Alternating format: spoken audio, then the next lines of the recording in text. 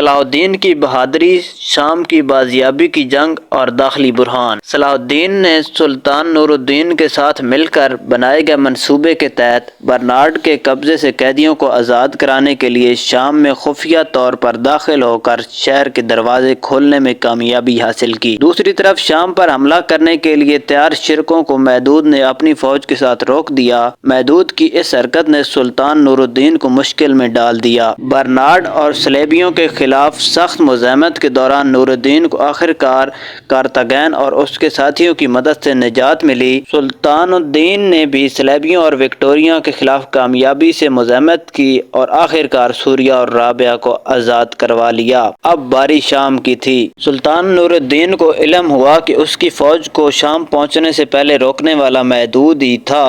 نور الدین ایک طرف محدود کی غداری سے نپٹ رہا تھا تو دوسری طرف برنارڈ تخت کے شہر شام کو مضبوط دفاعی حصار میں تبدیل کر رہا تھا تاکہ ممکنہ جنگ کے لیے تیار رہے۔ اس موقع پر شام کے چپے چپے سے واقف صلاح الدین سلطان نور الدین کے ساتھ ایک نئی جنگ کی حکمت عملی پر غور کرتا ہے۔ فیصلہ یہ ہوتا ہے کہ ہر صورت شام کو آزاد کروانا ہے۔ جنگ کی تیاری کے دوران سلجوقی ملک دولت کی آمد نے تمام توازن کو بدل کر رکھ دیا۔ دولت غصے سے بھرپور آیا تھا اور اس کی موجودگی جنگ کی راہ میں نئی رکاوٹ پیدا کر سکتی تھی۔ کیا سلطان نور الدین اور سلطان الدین دولت کی رکاوٹوں کو ختم کرنے میں کامیاب ہوں گے؟ کیا دولت کے خطرے کا خاتمہ ہو سکے گا؟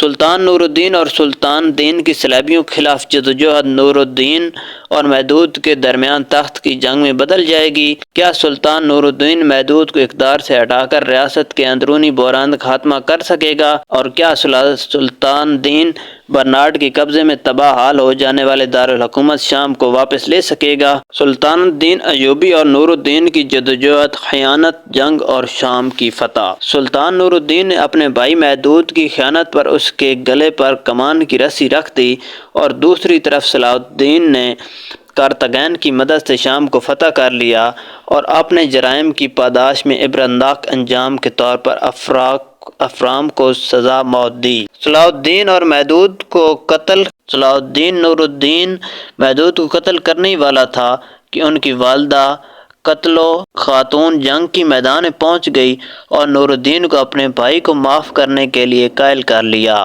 ماں کے احترام میں نور الدین نے محدود کو قتل کرنے کا ارادہ ترک کر دیا لیکن اسے سخت سزا دی۔ شام کی فتح اور کارتاگین کی مدد کا علم ہوتے ہی دولت غصے سے پاگل ہو گیا۔ دولت کارتاگین کی اس حرکت پر غداری سمجھ کر